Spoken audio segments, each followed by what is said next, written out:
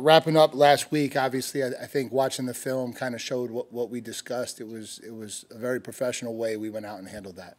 I thought we started fast. I thought both sides of the ball did what we would have expected them to do.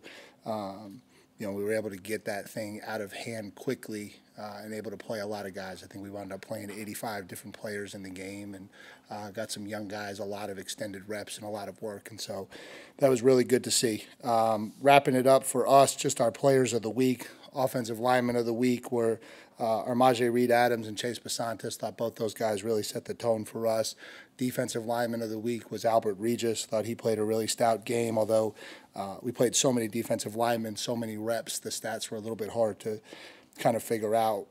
Players of the game on offense, it was Le'Veon Moss. Thought he ran the ball really well. I thought he made the strides that we had hoped to see him make from week 1 to week 2. Think he'll continue to improve as the year goes on. On defense, we gave it to Ryland Kennedy. Just really happy with the value he's given us on third down. That's 2 weeks in a row where he was able to go out there in the third down stuff and really be a factor. And then, as it got to going a little bit, he was able to get a lot more work in the first and second down stuff and kind of make his impact that way too. And then our special teams player of the week, we had to give it to the 12th man kickoff team, the whole group for pinning the ball inside the 20-yard line on their rep when they were out there. And so that was really good. As we turn our attention to Florida, obviously an extremely talented SEC team, going to be a very difficult environment Saturday to go down into the swamp, one of the tougher places to play in this conference. And so getting the primetime afternoon slot, we know that place is going to be rocking. When you look at them on offense, they've got 2 extremely talented quarterbacks who kind of have some different skill sets, and so it'll be a challenge for us defensively to prepare for both and make sure that we're ready for both. They got a running back, Montrell Johnson, who's run for over 2,500 yards in his career. Certainly played an awful lot of football, really talented back. Outside, they got Eugene Wilson playing wide receiver, who's one of the best wide receivers in the conference. A kid that obviously we're going to have to pay a lot of attention to, but they really did a good job adding some experienced guys through the portal, and so they're really talented at the wide receiver group, for sure the best group that we've played to this point. Tight end wise, I think they've got great size and length, physical at the point of attack, and they bring back 3 offensive line starters, and they added a transfer from San Diego State. And so, again, a lot of guys up front who've played a lot of football. And so offensively, it's a group that's played a lot of football, very, very experienced, very, very talented. Coach Napier does a phenomenal job with his scheme. He always has. And so we're going to have our hands full. Defensively, it's certainly an SEC group. When you look at them, they're tall, they're long. They got a lot of girth inside. Their defensive line is really talented. Length, physicality, athleticism. Certainly when you get into SEC play, you get a different level of twitch that jumps off the tape, and we'll have to prepare for that appropriately. Shamar James is one of the better linebackers in the conference. Pup Howard's a kid that we knew very well when I was here recruiting, and so both those kids are talented players. Jason Marshall's one of the best corners in the league. And again, through the transfer portal, they added some experience in the secondary. And so it's a talented group. We're going to have our hands full, and we'll have to have a great week of prep to go down there and be ready to play our best. And so from there, I'll open up to questions. Start with David and then Olin. Mike, how do you gauge improvement week to week when you're talking about 2 different types of weight class, with all due respect to McNeese, but now going to Florida and looking back at Notre Dame? How do you kind of gauge it from week to week? Yeah, I think the film is still the film. Like, you still see footwork, you still see fundamentals, you still see how you're targeting plays, how you're making your communications on defense. There's still a lot of things, some of the intricacies within the game that you're paying attention to. Obviously, you would expect us to be able to run and get open. You would expect us to be able to cover them. But some of the pre-snap stuff, I don't think that changes week to week, regardless of opponent. And so there are still a lot of things that you can look at and point to and say we got better, and point to and say we still have some areas we've got to grow in. Second row on the left or right, Olin. Now, Mike, just your evaluation after 2 games on y'all just run defense specifically. Yeah, I mean, it's been terrible. I mean, if we're being honest, it's not been what we want it to be. I think obviously last week, it didn't start going south until, we really started getting to some guys who haven't played a lot of football. And so I think that was good for them. I think, the first group handled last week the right way, but certainly giving up 185 yards a game on the ground is not where we want to be at all. And so certainly a lot of strides we've got to make to get that where it needs to be. And then I want to ask, if I'm not mistaken, the last time A&M won an SEC road game, you were here. Do you have any thoughts on how you actually win a road game? And do you have a philosophy of the way you approach a road game any differently than a regular game? Or I said it was a home game. I was here. It was at Missouri. I do remember it. We won quite a few of them when I was here, so we'll try to duplicate that recipe a little bit more than the last 2 years. But no, I think we maybe started back in the spring kind of doing some things that we think are important when you play road games in this conference, things with your mechanics, how you work your quarterback center snaps, how you work different things, getting in and out of the huddle, how you communicate in bad environments. I think it's something we've put some time and effort into. I think some of it is just it's challenging playing on the road in this conference. I think one of the things that makes this conference so unique is you're going to play in a hostile environment no matter who, no matter where, no matter when. That certainly presents challenges, and so there are no easy road games, whereas maybe in some of the other conferences you maybe get some opportunities to play some road games that aren't quite as daunting. In this league, every single game is a major challenge, and so I think that's kind of what it comes down to. Coach, back behind the lights in the middle, Tyler. Yeah, Mike, you talked about preparing for two quarterbacks. What have you seen from DJ Lagway, and then just kind of what challenges does that present, kind of not knowing exactly what you're going to see on Saturday, who you're going to see, I guess? Yeah, obviously DJ is an extremely talented kid, being from right down the road. We kind of knew about him, started kind of busting on the scene before I left, and then obviously really blossomed in high school while I was gone, and had a phenomenal senior year in high school, and so we knew that we had seen that film and that tape, and it's a small sample size in college, and so you're still really working off of everything you know about him, not just what you've seen in a game in a quarter or a game in a quarter and a half so far in college, and so and then I think it's how they utilize them both. You don't really know how they're going to use them both at different times. You don't really know, and so you're in to some degree. That part of it's a little bit like an opener because there's some uncertainty and unknown, but you just got to formulate the plan that you think will get your kids in the best position to be successful and be ready to operate it however you have to. Front right, Brent, and then Travis.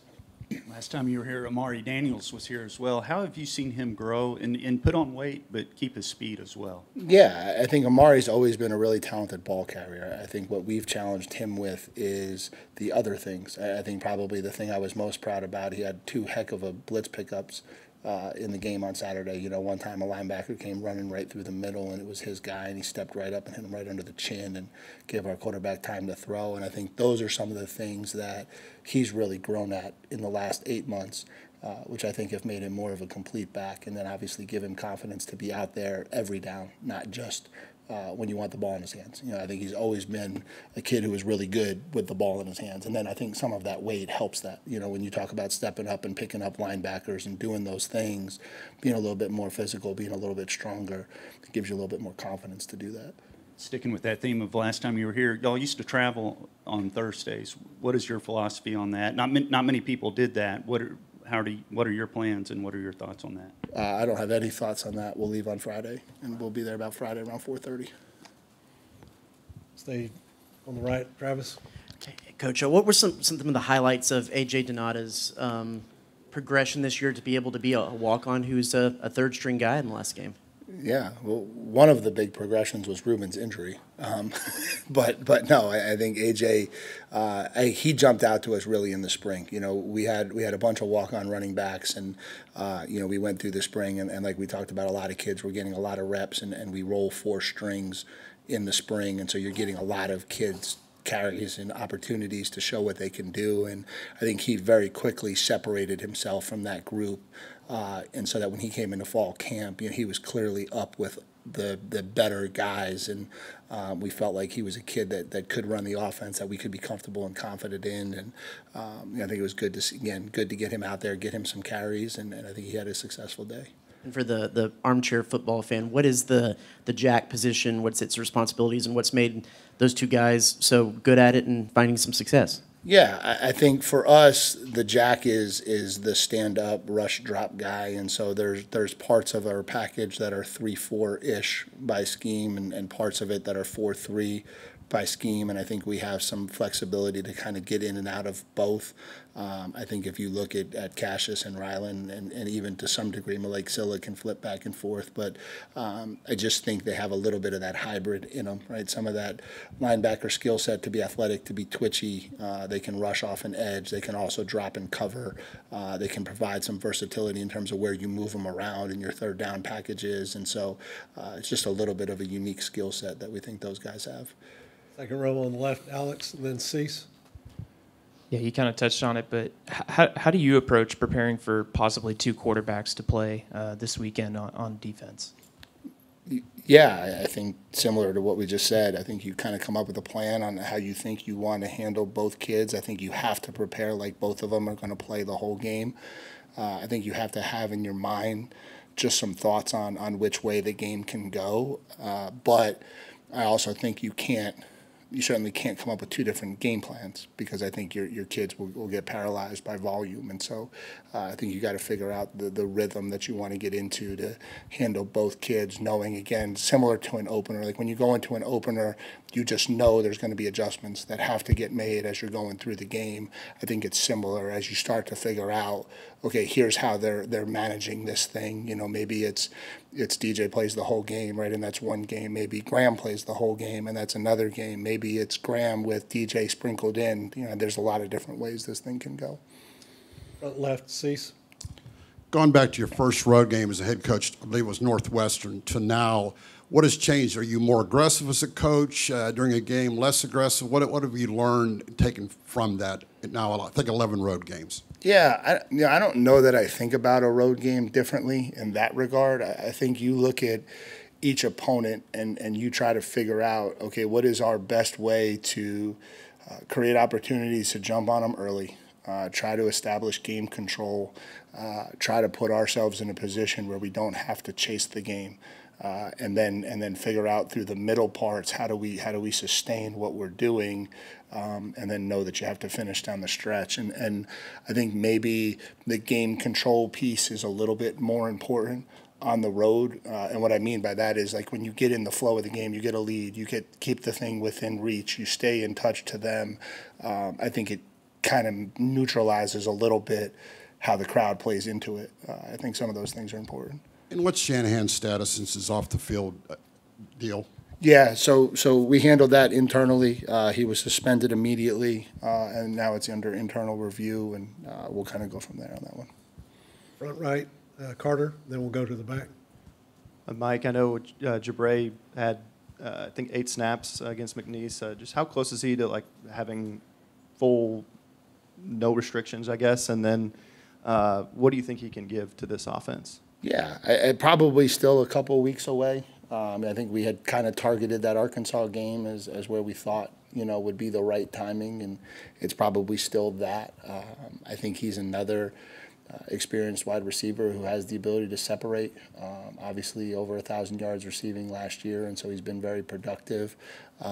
We had anticipated him being involved in the punt return game. That's now an interesting battle because Terry has kind of done a really good job. And I think one of the things, just on a side note, that got lost in that game a little bit was just some of the decisions Terry's making back there, like really smart, like the letting the ball go over his head and not running back and catching that one, running backwards inside the 10-yard line. And you see some really subtle things from that kid that show so much maturity. But back to Jabri, I think he's another dynamic playmaker, though, that I think we can find ways to utilize and get the ball in his hands in space and be productive.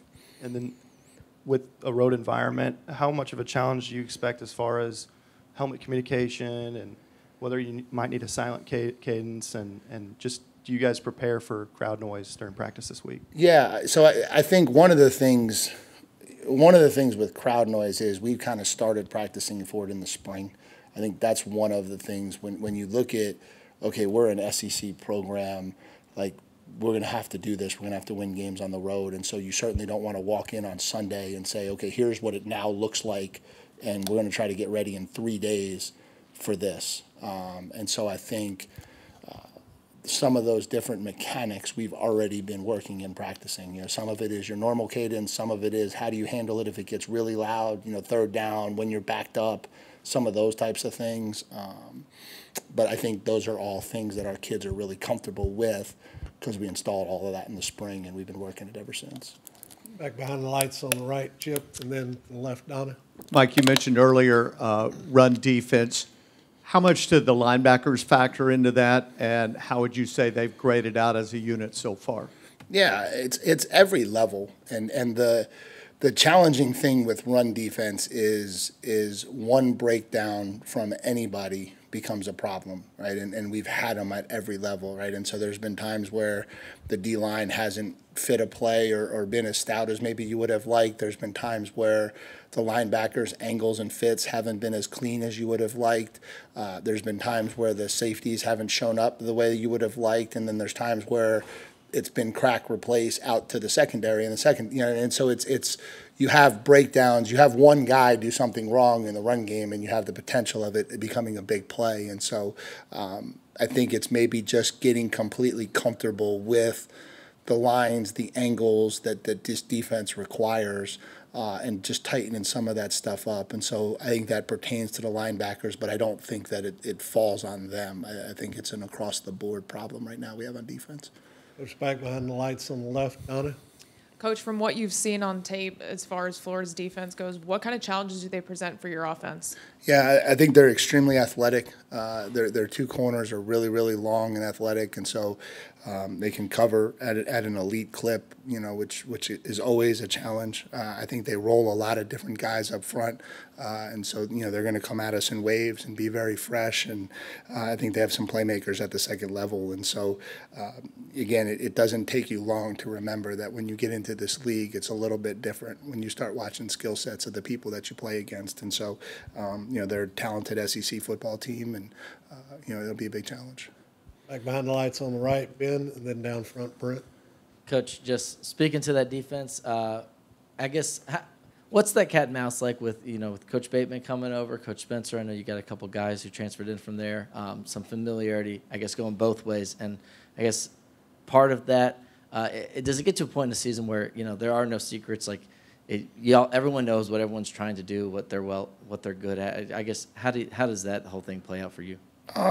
Yeah, I mean, it certainly helps when you have some guys that have familiarity with the team that you're playing against. It provides some insight into personnel, players, those types of things. But you know, we've all been coaching for a really long time, and so it's not the first time, I'm sure, that Coach Napier has had to coach against somebody who was on his staff before. And so we all kind of identify how to make the necessary adjustments to get ready for games like that. And so you know, I think there's an advantage from knowledge standpoint. I don't know how much that really plays out on Saturday one way or the other. Front, Brent, you'll wrap us up. You address the run defense. How would you evaluate the pass rush so far? I think you have one sack, if I'm not mistaken, through 2 games in terms of improving in that area. Yeah, I think I've been happier with the pass rush than the stats would lead you to believe. I think we've pressured the quarterback. I think we hit the quarterback at Notre Dame. I think he was a really difficult kid to sack. I think we sped up his timing quite a bit during the night. I think we pressured this kid. You know, we caused two interceptions off of pressures. And so I think we're pressuring the quarterback. I think the sacks will come. I think I'm probably less concerned with the pass rush right now. I think it's the run fits and the run structure that we got to get cleaned up. So I'm an old baseball and basketball player, so could you explain to me how a quarterback during the course of the week, when you have time, works on footwork? Like, what all is involved in that, in a quarterback improving his footwork? I think it's no different than if you put it into baseball or basketball, a shortstop taking ground balls or a basketball player taking jump shots coming off of a screen, right? It's just repetitive muscle memory. And so, you know, he's in a pocket getting rushed every day. And so, you know, when you identify fundamental flaws that pop up in the game, I think you just become a little bit more conscious of them as a player, and you tighten those things up, and then hopefully that muscle memory builds and the confidence builds that it translates into the game. And I think that's kind of where you go with that stuff. And it looked much better last week, right, as well, in terms of the footwork? Yeah, in the game you're talking about? Yeah, for sure, for sure. And I think that's, I think it's looked really good in the majority of his starts. I think, unfortunately, he had a bad one against Notre Dame where it showed up to be not great.